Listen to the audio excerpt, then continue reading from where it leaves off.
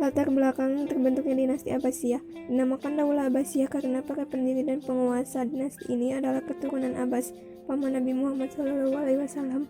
Dinasti Abbasiyah didirikan oleh Abdullah as-Sofah bin Muhammad bin Ali bin Abdullah bin Abbas. Pada abad ke-7 terjadi pemberontakan di seluruh negeri. Pemberontakan yang paling dahsyat dan merupakan puncak dari segala pemberontakan yaitu perang antara pasukan Abu Abbas melawan pasukan baru Nabi Muhammad, dinasti Umayyah. Perang ini akhirnya dimenangkan oleh pasukan Abu Abbas. Dengan jatuhnya negeri Syria, berakhirlah riwayat dinasti Bani Umayyah dan bersama dengan itu bangkitlah kekuasaan Abbasiyah. Dari sini dapat diketahui bahwa bangkitnya Daulah Abbasiyah bukan saja pergantian dinasti, akan tetapi lebih dari itu adalah penggantian struktur sosial dan ideologi. Sehingga dapat dikatakan bahwa kebangkitan Daulah Bani Abbasiyah merupakan suatu revolusi. Sebelum Daulah Bani Abbasiyah berdiri, terdapat 3 tempat yang menjadi pusat kegiatan kelompok Bani Abbas, yaitu Umayyah, Kufah, dan Khurasan. 2. Sistem pemerintahan dinasti Abbasiyah. Yang pertama, 132 sampai 232 Hijriah disebut sebagai periode pengaruh Arab dan Persia pertama. Periode kedua 232 sampai 334 Hijriah disebut sebagai periode pengaruh Turki pertama. Periode 3 334 sampai 447 Hijriah disebut masa pengaruh Persia kedua. Periode keempat 447 sampai 590 Hijriah disebut masa pengaruh Turki kedua. Periode kelima 590 sampai 656 Hijriah masa khalifah bebas dari pengaruh dinasti lain. Tetapi kekuasaannya hanya efektif di sekitar kota Baghdad. 3. Khalifah dinasti Abbasiyah.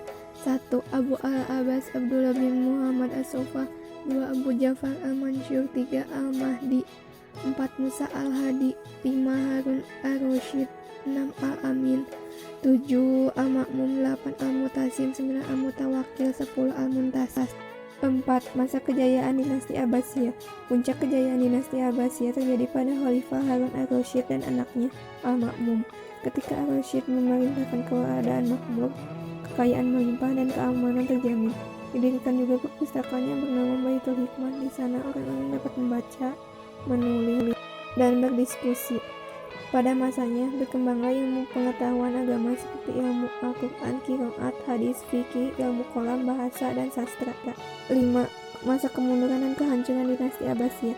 Kemunduran dan kehancuran dinasti Abbasiyah yang menjadi awal kemunduran dunia Islam terjadi dengan proses kausalitas sebagaimana yang dialami oleh dinasti sebelumnya. Konflik internal dan eksternal, ketidakmampuan khalifah dalam mengkonsolidasi wilayah kekuasaannya, budaya hedonis yang melanda keluarga istana dan sebagainya. Di samping itu juga terdapat ancaman dari luar seperti serbuan tentara salib ke wilayah-wilayah Islam dan serangan tentara Mongol yang dipimpin oleh Hulagu Khan. 6. Perkembangan ilmu pada masa Abbasiyah. 1. Ilmu Naqliyah. A. Ilmu tafsir. Para musafir yang masyhur pada zaman Abbasiyah adalah Ibnu Jarir at-Tabari, Ibnu Athiyah al-Andalusi, As-Suda, Abu Bakar Asma, dan Abu Muslim Muhammad. B. Ilmu hadis. Pembukuan hadis sudah dimulai sejak pemerintahan Khalifah Umar bin Abdul Aziz. Buku hadis lainnya adalah Sunan Abu Daud oleh Abu Daud, Sunan At-Tirmizi oleh Imam At-Tirmizi, Sunan An-Nasai oleh Nasai, dan Sunan Ibnu Majah oleh Ibnu Majah. C. Ilmu kalam. Ilmu kalam itu ada karena 2 faktor, yaitu untuk membela Islam dengan bersenjatakan filsafat dan karena semua masalah telah berkisar dari pola rasa kepada pola akal dan ilmu. D. Ilmu tasawuf. Inti ajarannya tekun beribadah dengan menyerahkan diri sepenuhnya kepada Allah Subhanahu wa Ta'ala. Tokohnya antara lain Al-Ghazali, buku Ihya Ulumuddin yang terdiri atas 5 jilid, Al-Hajj dengan bukunya Al-Tasawuf, dan Al-Qushairiyat fi ilmu Al-Tasawuf. 2. Ilmu Aqliyah. A. Ilmu filsafat. Filsuf pertama Al-Kindi atau Abu Yusuf bin Ishaq. Proyek harmonisasi antara filsafat Yunani dengan Islam dimulai oleh Al-Kindi, dilanjutkan oleh Al-Farabi. B. Ilmu kedokteran. Terbukti dengan adanya Sekolah Tinggi Kedokteran Yudi Sapur dan Haran yang merupakan peninggalan orang Syria. Ilmuwan muslim pada bidang ini adalah Al-Hazin ahli mata dengan karyanya Optik dan Ibnu Sina dengan bukunya Kanun Fitib. C. Ilmu fisika dan matematika. Ilmuwan yang terkenal sampai sekarang adalah Al-Khwarizmi, Al-Fargoni, dan Al-Biruni.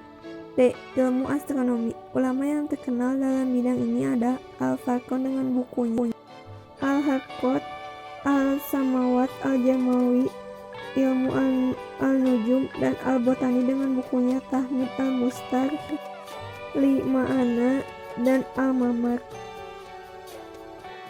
E. Ilmu sejarah dan geografi. Ulama yang terkenal antara lain Ibnu Ishaq, Ibnu Hisham Al-Waqidi, Ibnu Qutaibah, dan Al-Tabari. Bidang ilmu bumi atau geografi, ulama yang terkenal seperti Al-Yaqubi dengan karyanya Al-Budan, Ibnu Hurzabah dengan bukunya Al-Mawalik wa Al-Mawalik. 7. Perkembangan kebudayaan pada masa Abbasiyah. Pada masa Daulah Abbasiyah ada dua kota besar yang menjadi pusat peradaban Islam, yaitu kota Baghdad dan kota Samara. Perkembangan kebudayaan pada masa Daulah Abbasiyah mengalami kemajuan pada seluruh aspek kehidupan baik sosial, ekonomi, politik, militer, kesenian.